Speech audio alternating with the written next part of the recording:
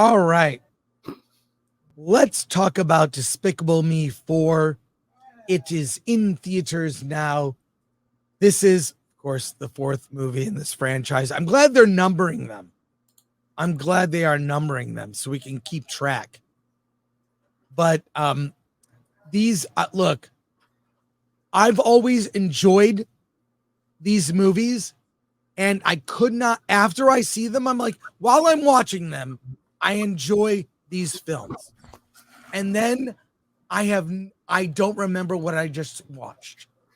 This movie introduces the sort of the Mega Minions, which are basically a spoof on the Avengers meets the Fantastic Four, but that's a subplot to the main plot.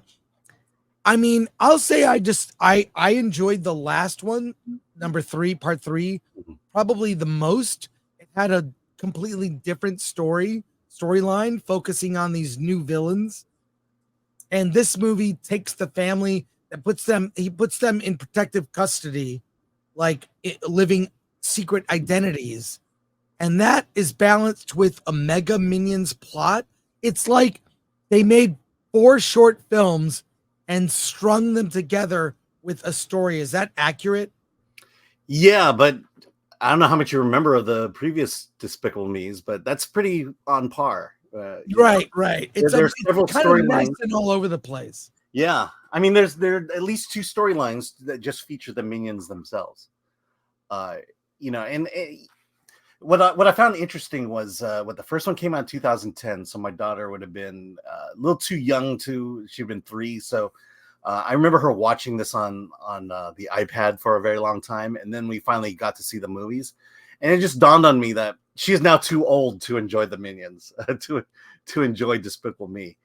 And it's a testament to the franchise that it's able to keep its audience rolling along. That it's timeless, that and again, it's a throwback to the old slapstick, the old Three Stooges.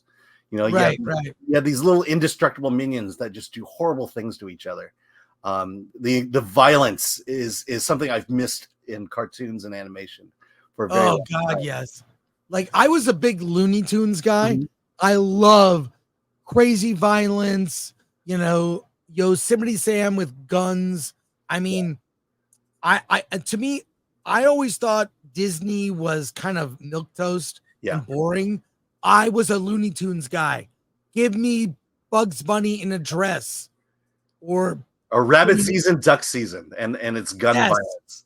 That one of the greatest comedy bits in animation ever. So I like that kind of stuff.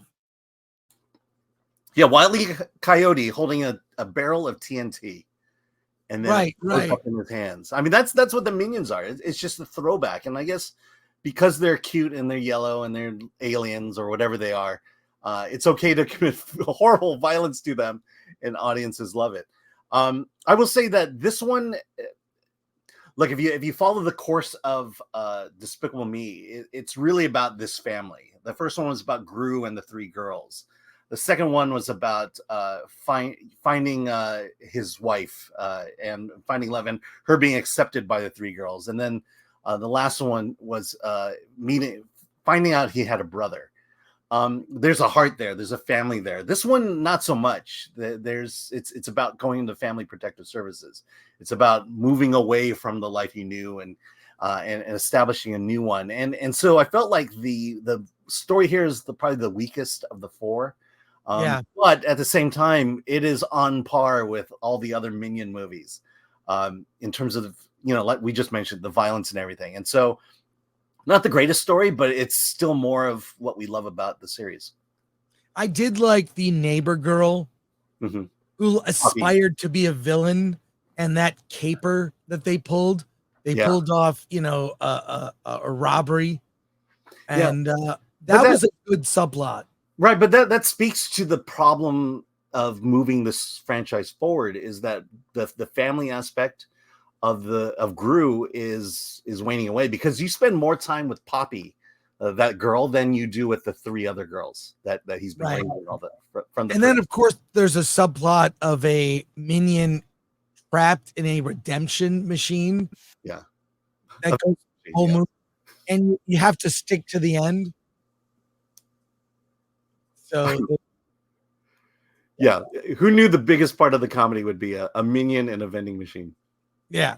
But look, I'm like, these movies are like fast food Mhm. or something, like, you're not it's a good distraction, but I do find it like these movies and the Minions, it's like hanging out with a bunch of ADD kids for like 90 minutes. So, I give it a mild recommend, but if you know you don't like these movies, don't go. You will not like it. So maybe a 6 Yeah. or 5.5 for me, and not my favorite one of these. So I'll barely recommend. But Yeah. like, only if you're like, if you like the Minions movies or Despicable, go. By all means, go.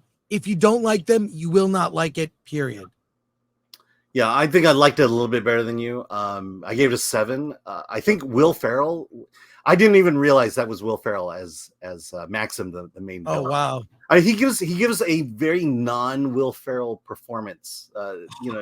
Because you're used to him being much more flamboyant in his roles. This one, he just plays a straight out comic villain, and I really like that. And then, But I'll tell you this, these movies make money. Mhm. This, like, all of them have been huge hits. Yeah. And we don't like, we think of the big movies, whatever. Like these things are so like a guaranteed, a check waiting to be cashed because they're so popular. And little kids like these movies. Yeah. Probably because of the ADD nature of everything going on. Like, this is for the TikTok generation, I guess. So yeah, mild recommend from me. You liked it more. There you go. And it's on par to basically overperform. This is the word that Inside Out 2 and Despicable Me 4 have been labeled with. It's overperforming. For some reason, people are just want to go and see these movies. And what'll be interesting in terms of this battle with Inside Out, I think Despicable Me skews much younger than Inside Out 2. And so I'm not, it's obviously going to take Disney down from the top spot.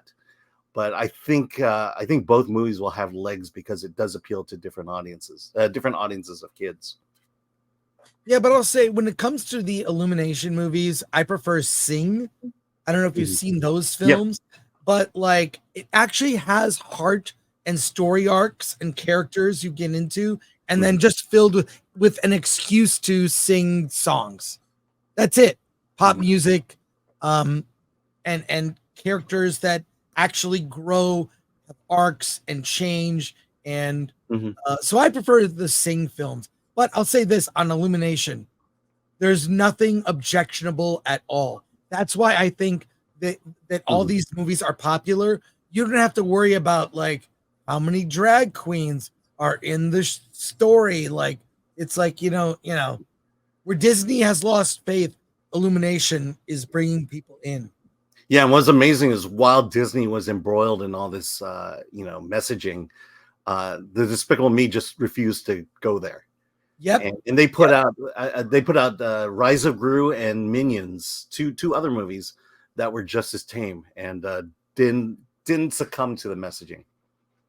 And there's a new Sing film on the horizon, which should be a lot of fun. So, well, we'll see if my daughter wants to see that one. Oh my gosh, she was so into Sing 2, and it was very good. And she got to meet Bono, so that's who she knows no idea who that was.